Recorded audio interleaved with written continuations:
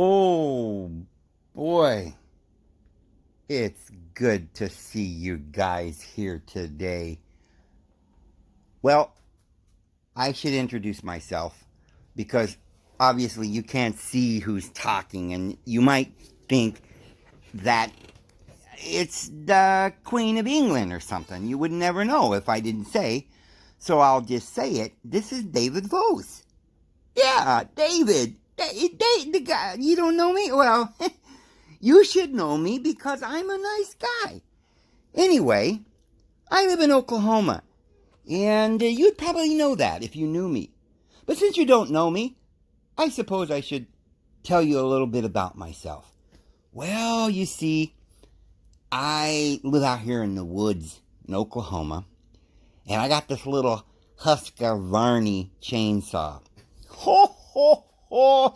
It's such a stinker. I'll tell you what, they really got me there. I'll tell you that Husqvarna. They're supposed to be like the number one or two, depending on which one you like. The number one or two best chainsaws in the world. Okay? And we're saying now, in the world.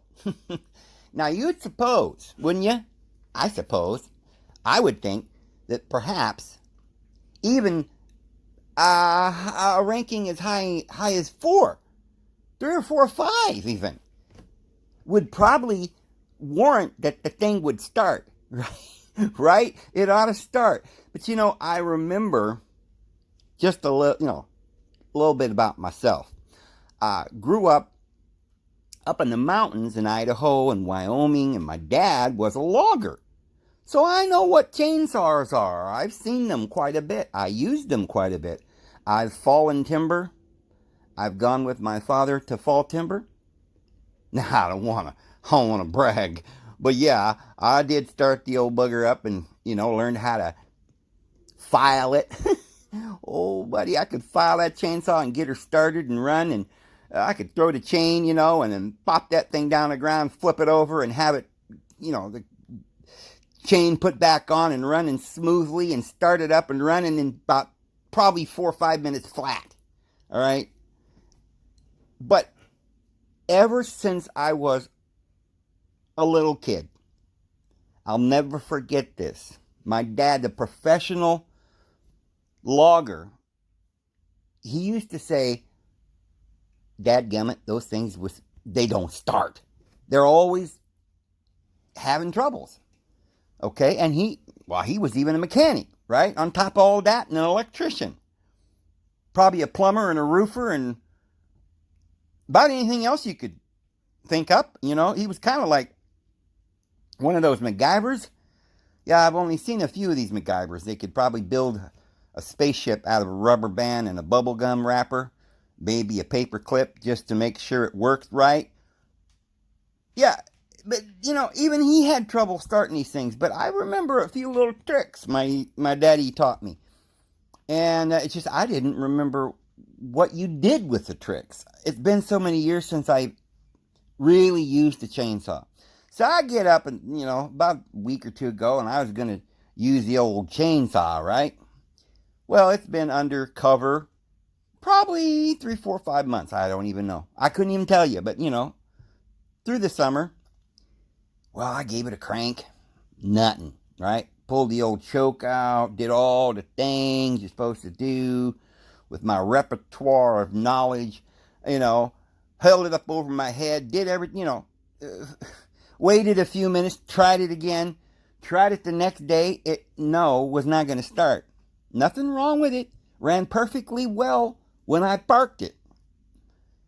And I thought, what in the world? I mean, I know that these carburetors can get gummed up if they've been sitting a while. And so I thought, well, that's probably, I'm going to have to take the whole thing apart.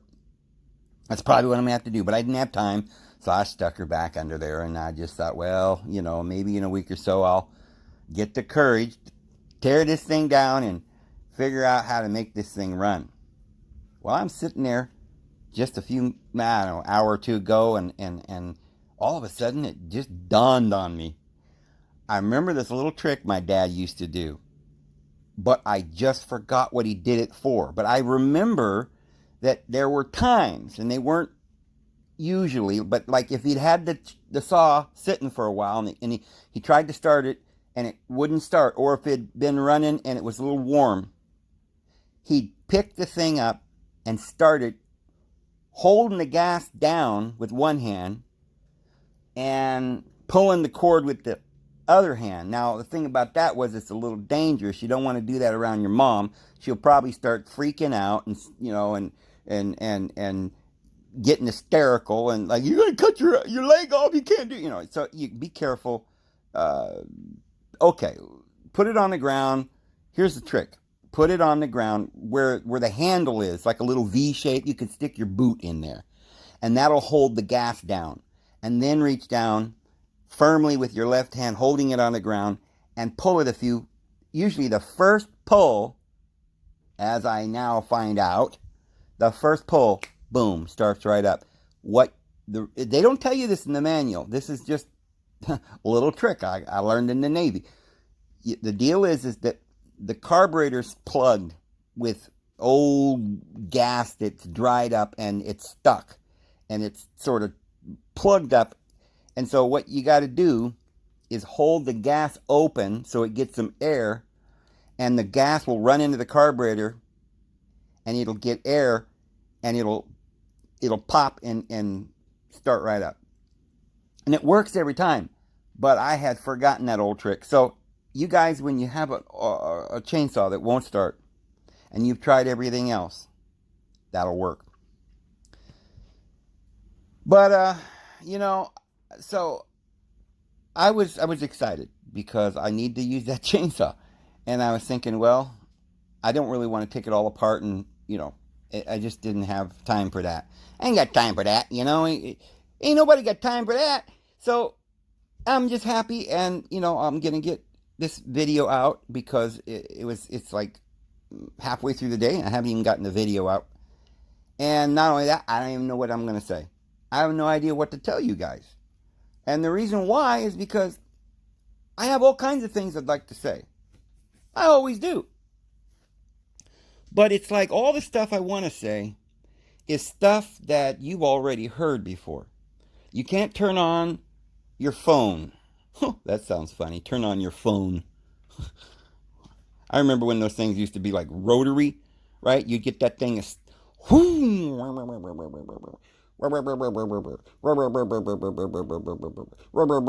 was like this long number, and it was like took forever, and then you finally got to the last number, and it was the wrong number. You have to start all over again. I mean, sometimes it would take you 10 minutes to dial a number. But, and boy, oh boy, it would cost you a bundle if it was long distance. Because we didn't do anything long distance, I guess, in those days. Unless you were rich.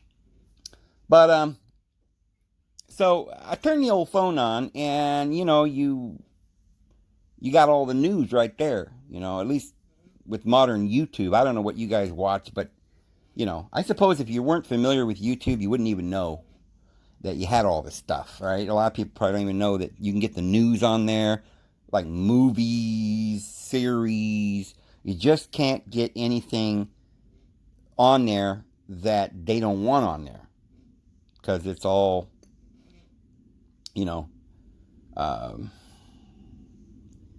they're padding the news a little bit, if you know what I mean.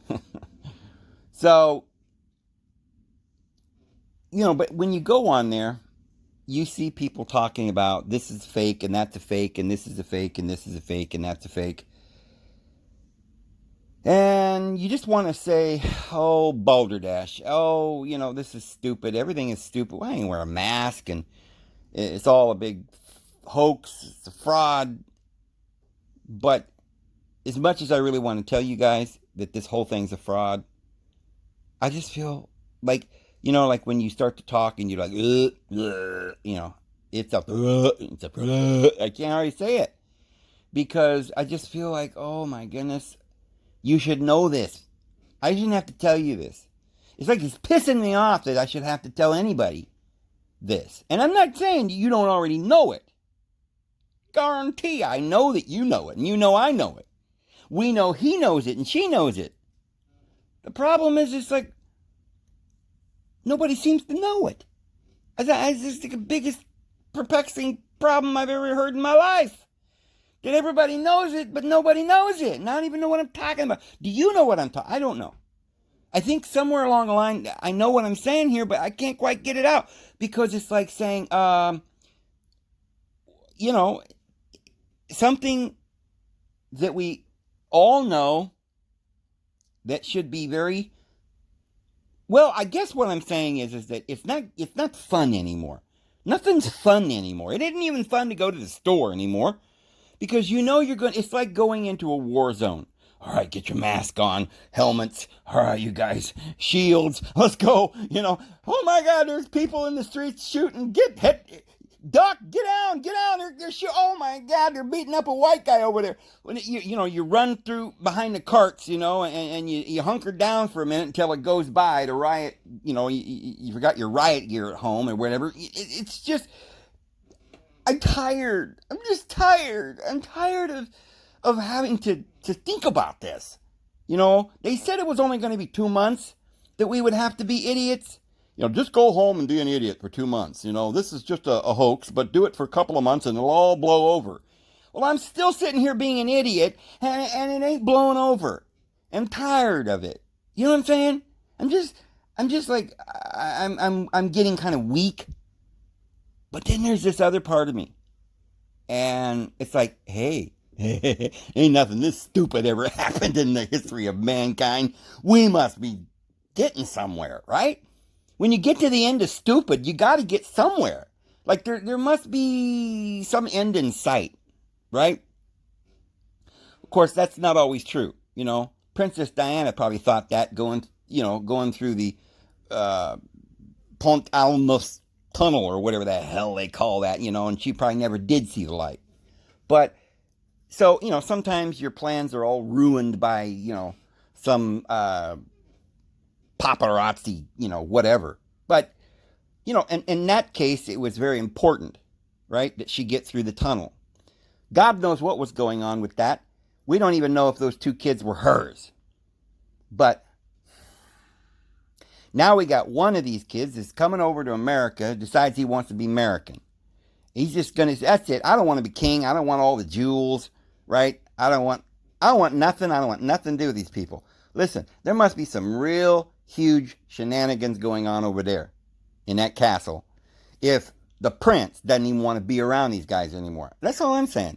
So I try to stay away from all that because I don't even know. It's like I start reading these little captions popping up on Facebook, and some guy in Australia claims he's the king now, and he's got all this proof.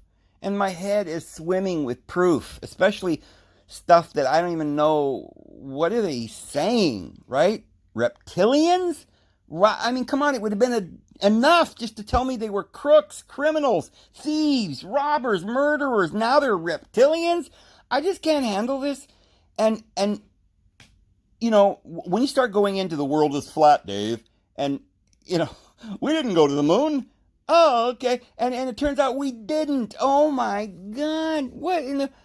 So, between the aliens landing in Roswell and Tesla held up in the New Yorker creating the internet and John Trump coming back in time to save the world, I don't know what I even believe anymore in the sense of, like, I know what is true. See, it used to be we didn't know what was true.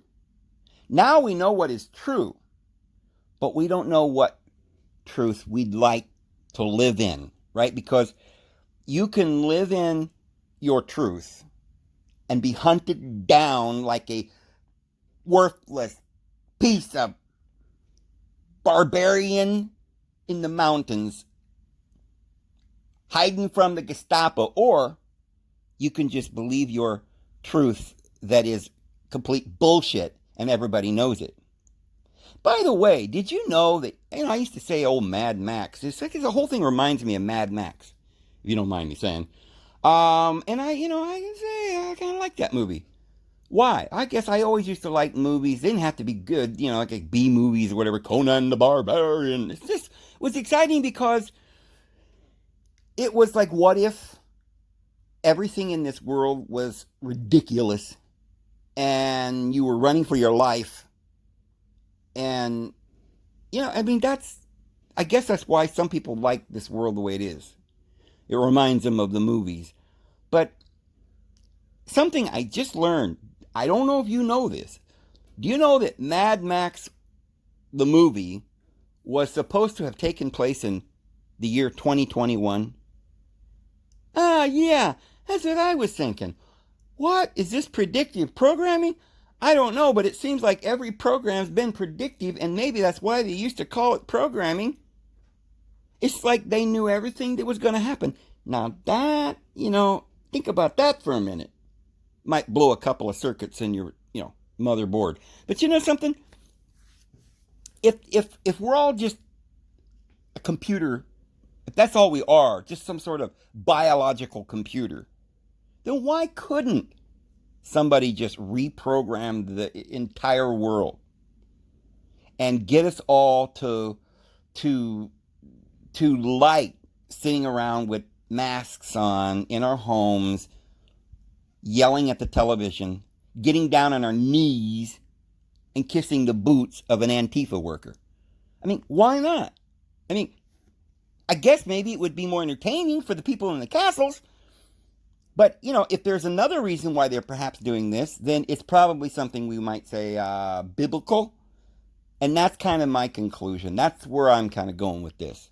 We're living in biblical times, my friends. Biblical.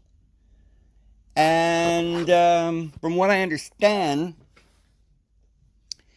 now follow me if you can, because this could get really, really twisted. And I don't like to do this to you guys, but it's got to be done. And not only that, we're going to have to do it in code, because if I were to tell you this stuff right straight up, you'd blow a freaking fuse. And we'd probably get shut down, and, Mr. Peabody's coal train would come in here and haul us all away. So, turns out that Mr. Netanyahu, that's not his name. Who would think? Who'd have thunk? Why do these guys keep changing their names? First question. But anyway, his name is Melikowski. Now, I may not be pronouncing it right, but the first part is, depending on what, language you say it in, it's that Melech. In Hebrew, it's Melech, which is angel. And Kowski, I guess, is some stupid grouping of some letters that means nothing, but it's at the end of every Ashkenazi individual, 1 out of 27, enough said.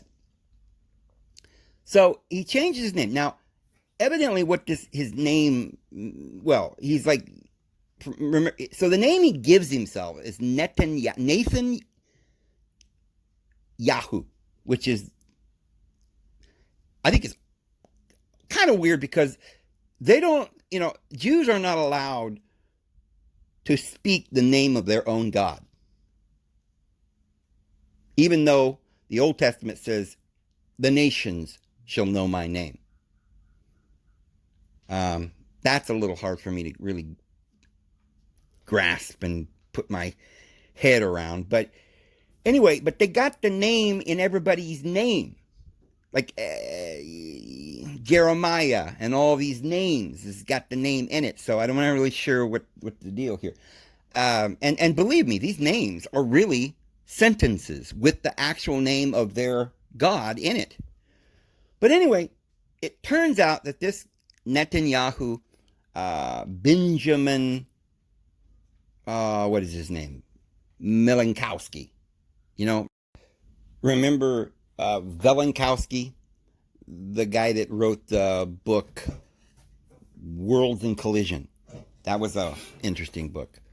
Something about a meteorite that destroyed mankind, a million BC or something like that.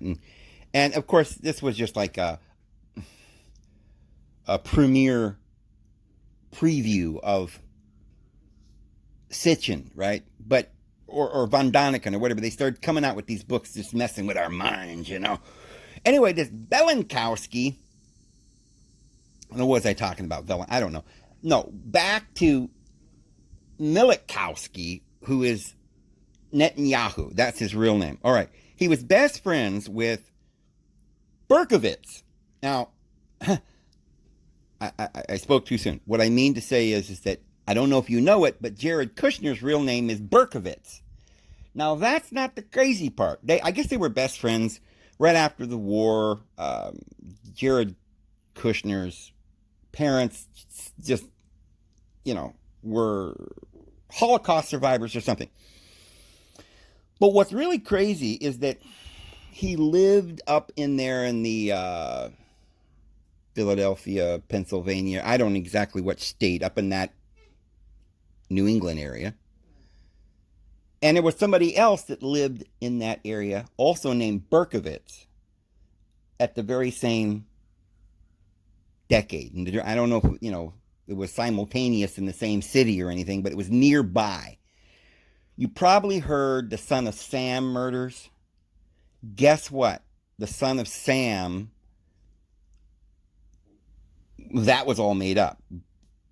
But guess who made it up?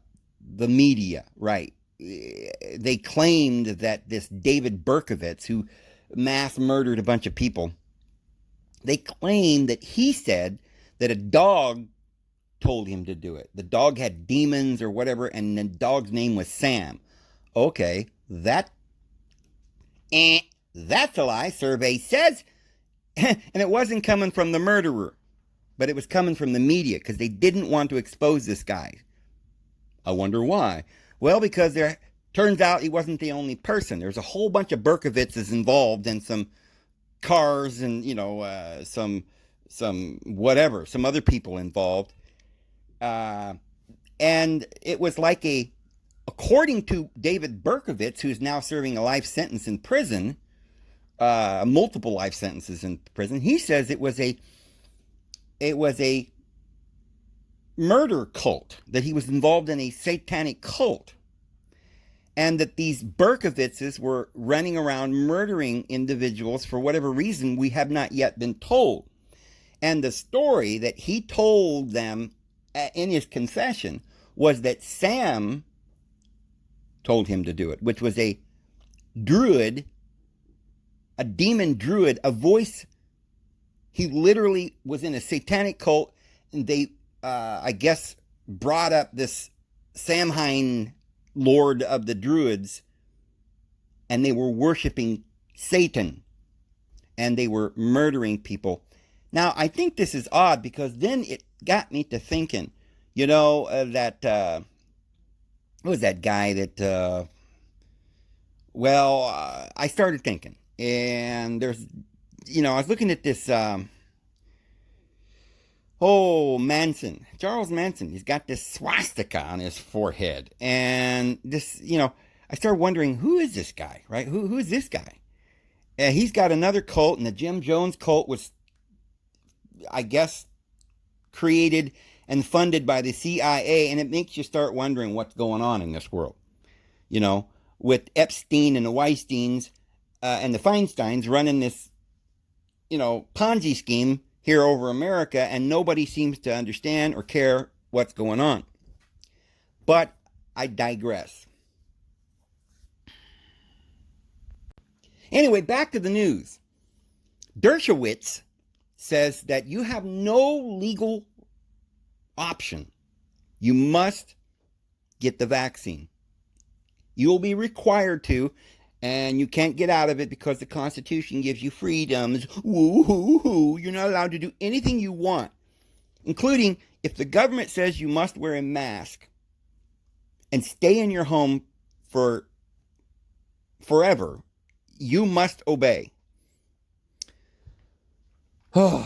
And so far, nobody's challenged him.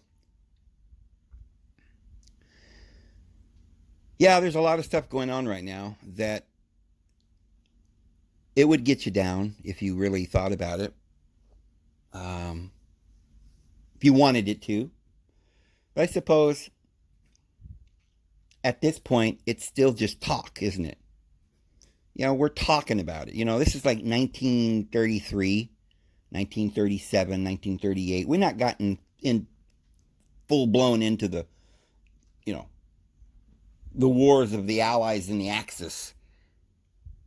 The Axis powers and the Allies. I don't even know. In America, we called them the Allies. What did they call them in Germany? They probably reversed it and said we were the Axis lords, right?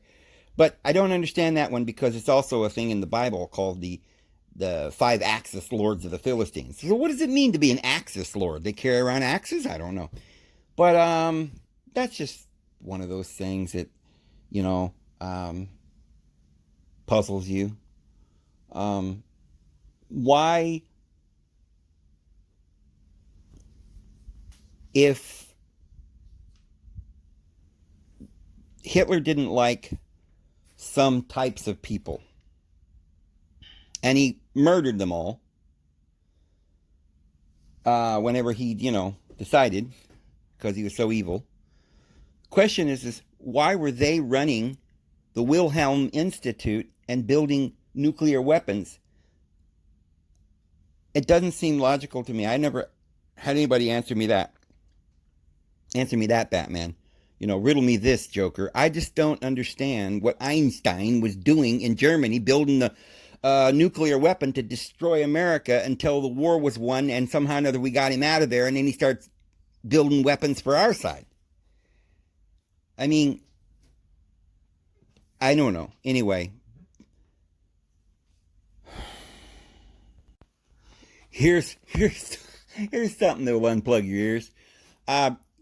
Guess what? Go to the Google, put in at the prompter a list of all the national flags of the world, and start looking down through the flags, and you'll notice that there's a whole set of flags that are red, white, and blue. And one of them is the United States, as you probably know. One of them is the British flag. One of them is the French flag. And there's several more. Another one that is red, white, and blue. Wait for this. Wait for it. Here comes North Korea. Yeah. Who'd have thunk? And so then Germany seems to have colors that would align itself more with the Holy Roman Empire. Of course, it was the Holy Roman Empire, which was always a red and black and green, or I think yellow. And that's also the colors of Egypt and Armenia and the Middle East, like Iraq, Iran, Sudan, Yemen. So, just saying, Russia, their flag is just red, but it has the yellow in it, so it's sort of like, it's just missing the green and the black. But those colors seem to be communist and perhaps socialist. But, well, Germany was a socialist country, and of course, so was the Holy Roman Empire, because there wasn't any human rights, and there wasn't any democracy, because everything is run by a dictator named the Pope, the Vicar of Christ. Now, there's one that'll make you laugh if you think about it. He's supposed to be the Vicar of Christ, and yet he murdered millions of people in the Inquisition because they wouldn't get down on their knees and worship him.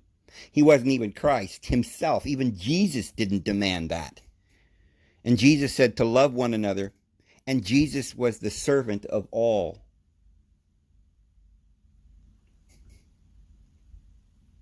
So that's pretty interesting. I suppose if you can't, you gotta figure this way. If the average human being, let's put it this way, if the largest religion, Christian religion at least, in the world can attract that many followers,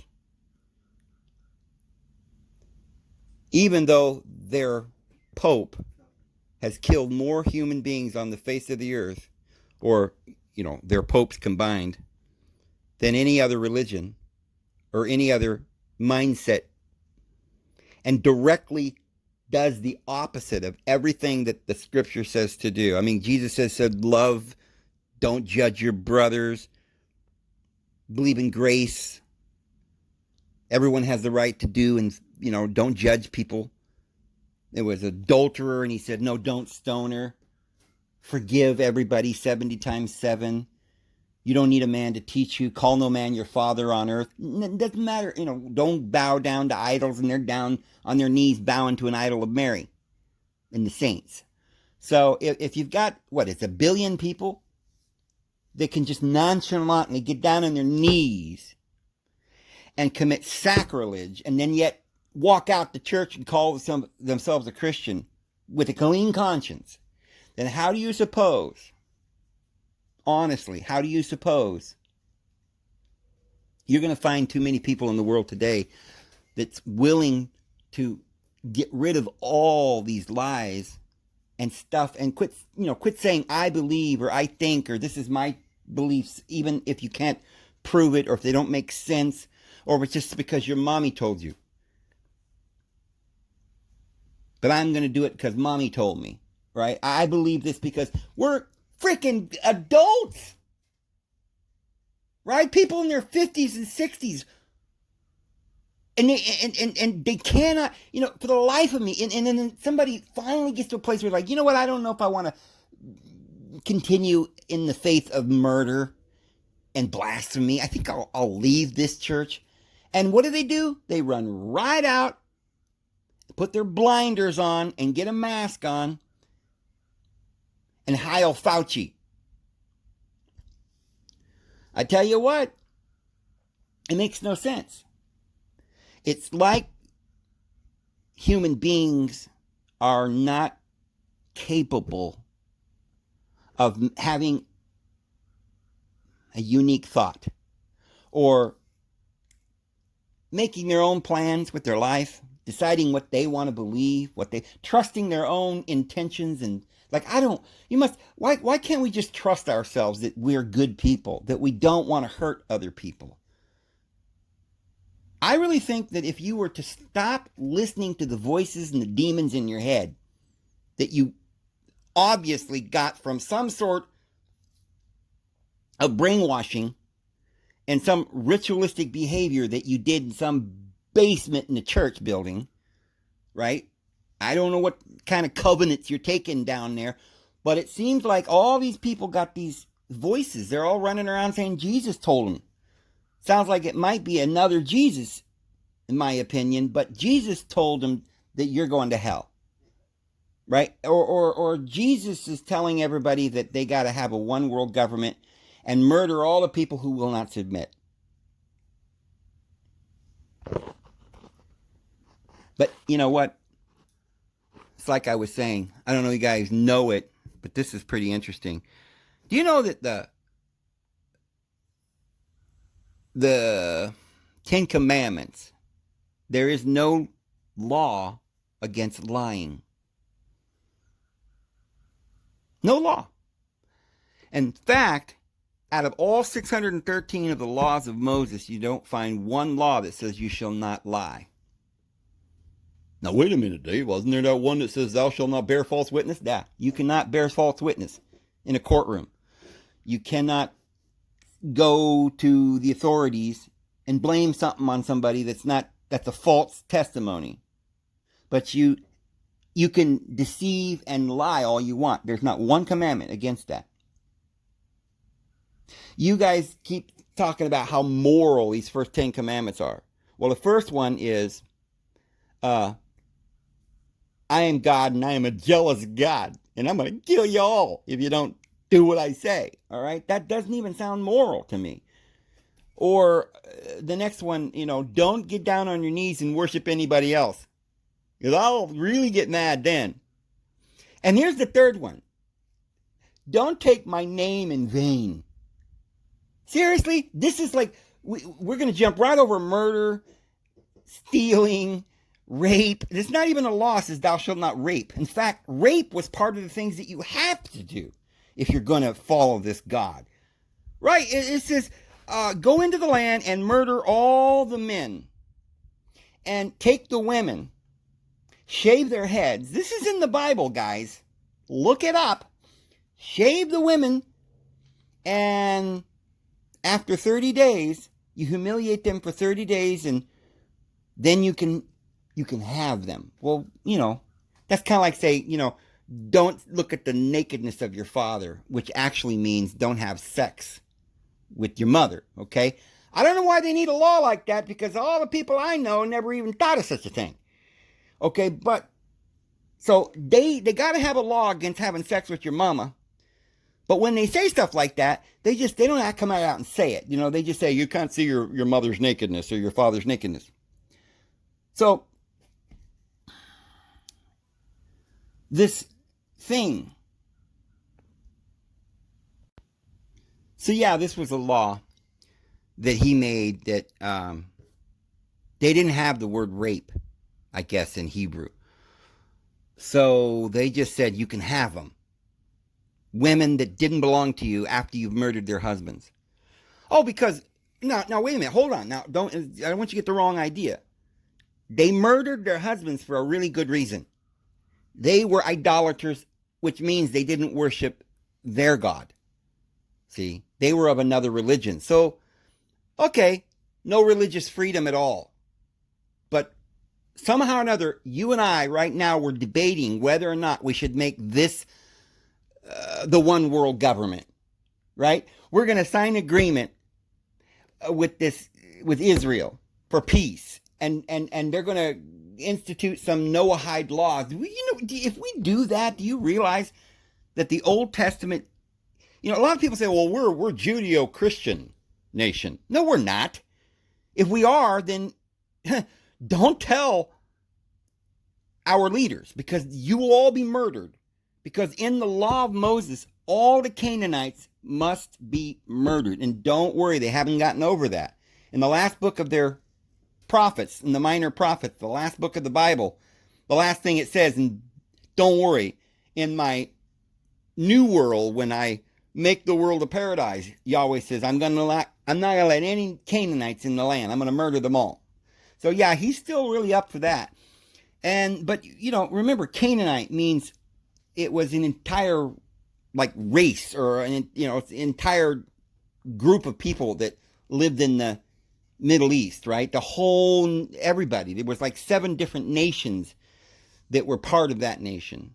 And of course, their brother nations, they were allowed to go in and wipe them out as well, like I said, but they could take their wives and rape them. But what happens is they believed in the law of Moses, they believe that they are the chosen nation, the chosen people. And all the other peoples are divided up into some that are kind of related and they're okay. You can let them live as long as they get down on their knees and worship Yahweh. But a lot of different nations were not even allowed to live by virtue of their ancestors or whatever. So genocide was really one of their laws. And so we've got people, you have to remember, what happened to this country? Well, when I was a kid, we had this guy, he was brand new, nobody had ever seen him before. And we'd never heard of this thing. In fact, we had seen a couple of times people acting this way, and we called them holy rollers, right? Crazies, right? If you lived anywhere near one of their churches, it was like they had a band. They would have concerts every week, a couple of times a week. And it was like, what was going on? What, Led Zeppelin moved in next door? I mean, this was crazy. People screaming. I went in there one day just to take a look. And I'm not trying to cut anybody down. I'm just telling you what I saw. I'm just, reporting for duty. And telling you exactly what I saw. This lady, who had not been far from the dinner table for a while, wearing a long dress and tennis shoes, started doing somersaults, and then it turned into cartwheels down an aisle that, I'm not kidding you, I don't even know how she fit down that aisle because it was like about a foot wide. And she was doing a all the way down to the stage and landed on her feet with her hands in the air, praising God. Well, anyway, suffice it to say, at the end of the meeting, I got up and I was surrounded by people. I didn't know what was going on, but they asked me my name, and I thought, well, I don't want to be rude, so I told them my name. And then they said, you know what? We'd like to pray for you because we think you got demons. And I'm like, oh, buddy. I saw the door, and I was like, oh, excuse me, pardon me, excuse me. I was trying to get out, and this guy was following me. He had his hands over my head, and they was praying the demons out. Man, I tell you what, I like to not get out of that place alive. But anyway, but about that time, this guy comes along. His name was Oral the Toothbrush Roberts, right?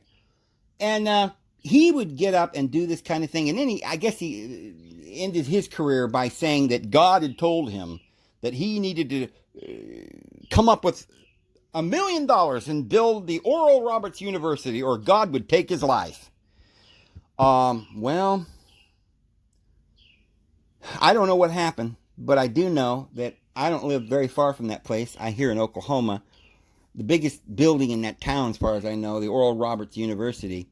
And I'll be darned if they got a stream of these holy rollers coming out of there, like on an assembly line, and they're literally going out and putting up buildings that they call churches on every corner all around America, called mega churches.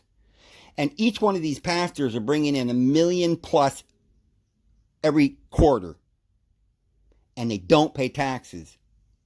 Now, if you want to know who their leader is now, it's kind of crazy because Oral Roberts passed away, but he's handed on the gauntlet to a guy named Kenneth Copeland. Now, if you want to see what the devil looks like, turn on your television and take a look at that guy and look him square in the eye. But don't look for very long, because he will suck your brains right in through the television. And pretty soon you'll be digging in your wallet, pulling out money, right? Sending him cash checks or money orders. Don't look directly into his eyes, okay? That's all I got to say. But what I'm told is that he got the money because his God was actually Satan, and Satan hears all of his prayers, and immediately got onto the phone with his brother, Mr. Rothschild, and they financed the whole thing. And of course, you know the rest of the story. But I digress. I tell you, I have to tell you, I got to be honest with you. I'm not going to lie to you guys, ever. I'm going to tell you exactly how I feel. We're coming up with all these new things, right? The earth is flat. There's a Mandela Effect. Something about the Bernsteins and the Bernsteins or something. I don't know. But I didn't really put much clout into that. And then they were saying, well, didn't Luke say, or what was it, Darth Vader, didn't he say, Luke, I am your father? And it's like, no, he didn't say that, you idiot. He says, Luke, I'm a guy in a black suit, bye. I don't know, I don't remember what he said, but anyway, so there's something about this, the world is somehow changing, and everything that you thought was real is no longer real, and they're literally, pretty soon they're not going to even recognize your family members, I guess, or something. It's getting pretty fast now as time goes on. It's speeding up, and everything's like disintegrating, and so you got to make sure that you put some of these artifacts somewhere in a time capsule so we can remember what the past was actually like. So I'm going through this and wondering, okay, am I the only one that seems to remember my childhood just exactly the way it was? And so yesterday, or a couple days ago, I was sitting there and I was watching the Wilder-Tyson Fury fight again, and I'd seen it several times, and so there's no more sports, and I don't really like sports. The only thing I ever liked to watch was boxing, and I don't know why. I can't tell you, but I guess it's kind of exciting to see who's going to win, and I like a one-on-one sport. I don't like if you're watching football, then you got a whole team, and I don't even know all the rules. And I see little people running around out there. It looks like foosball to me. I don't know what's going on, but boxing is like one-on-one. It's like Muhammad Ali. Yeah, he the greatest, man. Sting like a bee and flow like a butterfly. I loved it. It's awesome. Although, gotta say, a lot of these old fights, I believe they were bogus. Seriously, bogus. Like, for instance, Joseph Parker should be the heavyweight champion of the world. He's only lost 2 times, and once to Joshua and another time to White. Go back and watch that White fight. Dylan White. I guarantee Joseph Parker beat him. And by the way, he beat Louise, which Louise beat Anthony Joshua. And Anthony Joshua went 12 rounds with Joseph Parker, and Joseph Parker, I mean, they were standing toe-to-toe for 12 rounds. I don't know how you could not just give them a draw or something. Anyway, I'm sitting there watching this Tyson Fury Wilder fight again, and they got these commentators. Is that what you call them? They're used to be boxers, but now they're too old to box, so they're doing commentary. And so Lennox Lewis, he's talking, and he's like, and he's saying some kind of nutty things, like he's just kind of getting used to this commentary thing. And at one point, and every time he says it, I'm like, whoa, I don't know, it just strikes me weird. But he goes, Tyson Fury swings and knocks him down. Wilder goes down, and Lennox Lewis says, well, his legs went out from under him and he still went down. And I'm like, wind that back, because did I miss something? If his legs went out from under him, then yeah, he would go down. But the way he said it was like, I think he made a mistake. So every time he says that, it just bothers me, right? So I'm going along, and I decided to watch the fight again because I'm totally bored, and it's just something I do, once in a great while. I'll turn it on, just watch the fight again. And we get to that part, and Lennox says, his legs went out from under him and he went down. And I'm like, huh? The word still was taken out. He used to say he still went down. So I backed it up. Sure enough, his legs went out from under him and he went down. I'm like, they had to have, audited this, edited, they edited the audio. What am I saying? So I thought, well, okay, let me go out and look at when this was published. If this was published because if they did that, they'd have to take the video down and upload it again to edit it and upload it. You couldn't change it if it's been out for 6 months. So I looked at it, and they put that video up the night or the day that they had the fight 6 months ago. So it could not have been edited. And I thought, oh my goodness, I'm going to have to tell my subscribers that I've been wrong and there is a Mandela effect, because they were trying to save Lennox Lewis, one of the greatest fighters of all time, from that silly little statement that he made. They just sort of cleaned it up and no one would ever know, but I happened to see it. And then I found out that no, it just got changed somehow. There's no way, no explanation. I don't know how it got changed. There must be a Mandela effect. And I thought, well, it's got to be something. It's got to be something that I'm not, figuring out here. So I kept listening and watching. 5 minutes later, 2 rounds later, Tyson Fury knocks him down again or something. And Lennox Lewis says, his legs went out from under him and he still went down. I'm like, oh, he said it twice. That's what the thing was. You see, our memories aren't perfect. And sometimes we hear something, and that something that we hear gets famous. And then you hear it many more times like the lamb shall lie down with the lion. Okay, it doesn't say that. It says the lamb shall lie down with the wolf. But when people painted it, they painted it or did artwork, and they would it looked better to have a big lion there and a little lamb. So that's what we saw. And so in our minds, that's all we ever heard is the lamb and the lion, the lamb and the lion. And so that's the way we all remembered it.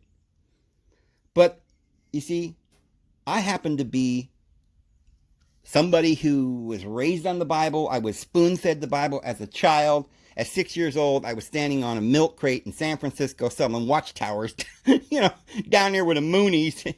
And so I knew that Bible pretty much backwards and forwards. And I personally know that it always said, the lamb shall lie down with the wolf. I knew that. So, I wasn't really, going for this new hoax. But after that I was wrong. And there is no Mandela Effect. And I realize that all of you who believe in the Mandela Effect are going to continue believing in the Mandela Effect. And all of you who are flat earthers are going to continue to believe it, even though you don't have any proof. But your only proof is that you say, we don't have any proof that the earth isn't flat. So it's like, okay, if I can't prove that there's any other place on earth other than Oklahoma, because I ain't never been anywhere else. I'd never seen anything else. And of course, all these pictures, of Texas and Indiana and pictures of Japan and China, all that stuff is just rubbish, right? They're just trying to lie to us because I have not seen proof. And in order for you to prove to me that there's anything other than Oklahoma, you're going to have to prove it. Now, I see. Well, what about your grandpa?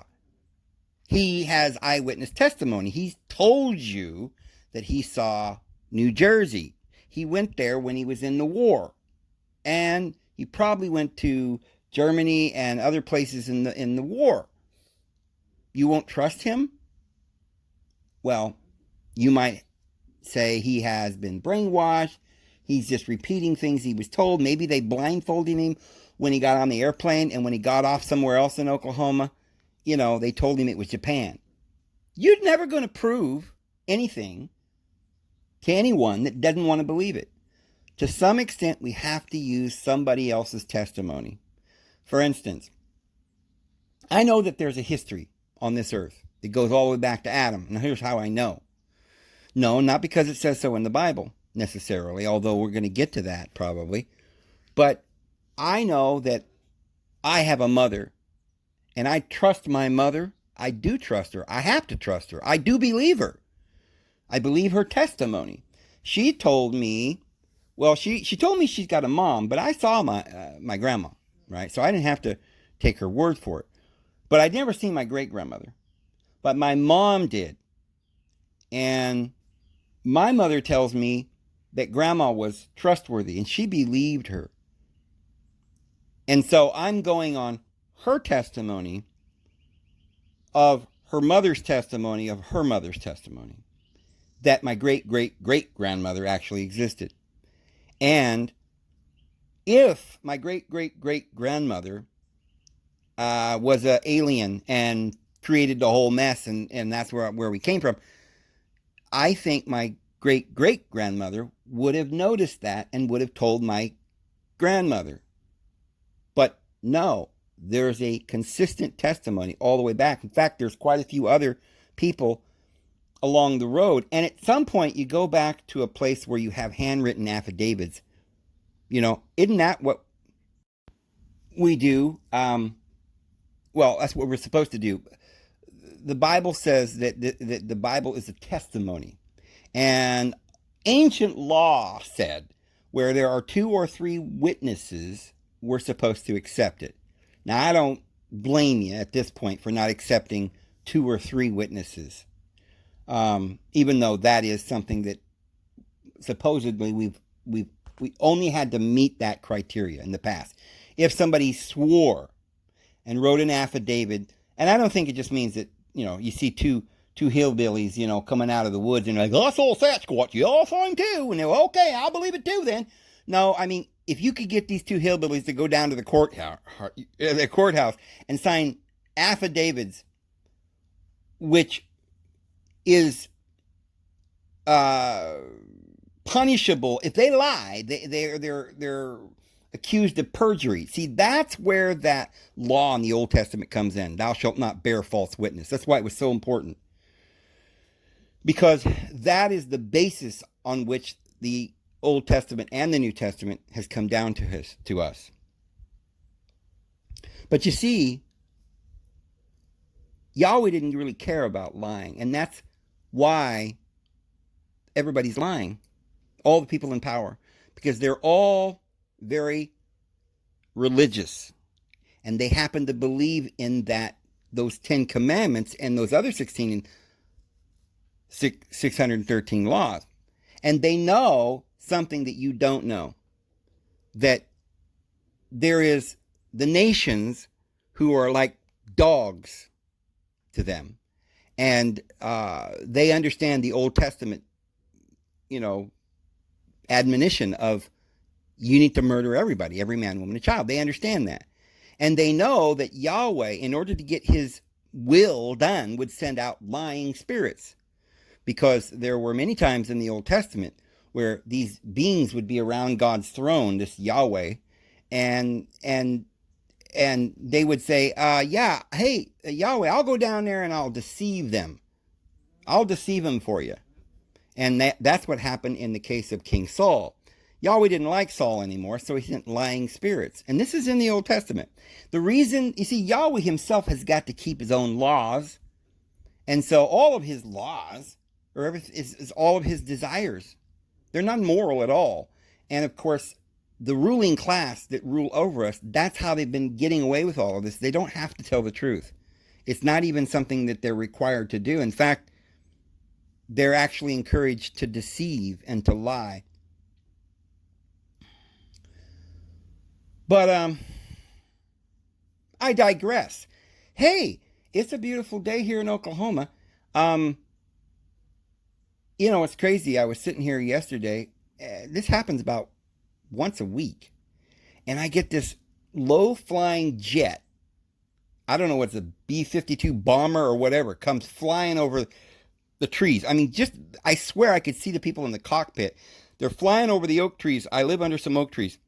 And it's just like a 15-mile-an-hour wind when they go by. They just whoosh, and it's loud. And it isn't just one. They go in a caravan. I know there's some military planes. I don't know what they're doing. But, I get to thinking when I see this, I realize, wow, they're complaining about humans polluting the earth. And we got to do something. We got to crack down on these people.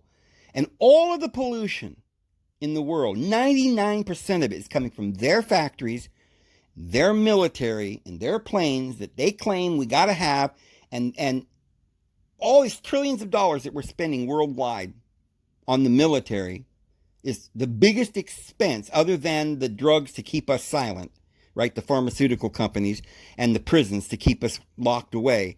But other than that, that is the largest expense, and that's taking just about 80, 70, or 80% of your money is going. Don't get me wrong, quite a bit of the money that we give in taxes goes for the propaganda to lie to your children, there in your schools. You remember, right after World War II, we decided to have a little thing called kindergarten over here. So, look, don't get me wrong, I understand this is all a big hoax. Project Paperclip brought these guys over here. Germany didn't lose the war. They just spread their tent out. And so they don't have their temple anymore. But that doesn't stop them, because what they've done is they've stretched out the tent cords. And they stretched out their tent to include the entire world. So now you go to a court, and you're going to a courthouse, which means you're going to their temple, which is the court of their temple, and their priests wearing the black robes make you put your hand on their covenant the Abrahamic covenant, which is, now remember, there are two Abrahamic covenants. The Apostle Paul says that the law that came into being 430 years after the promise of El Elyon, that Melchizedek gave Abraham with bread and wine, the promise of love and a blessing, and the communion with bread and wine, that was a promise. And that law that came into being 430 years later did not make void the promise. But when they say Abrahamic covenant, what they're swearing to is that old covenant that keeps everybody in bondage and in control and gives them the right to do whatever they want. The problem is that Jesus came, our Lord and Savior, to free us from that covenant. And most of you are too blind to understand that that's our problem. But anyway, I digress. I'm going to go ahead and go, guys. I hope you guys have a great day. We'll see you tomorrow. Have a good one.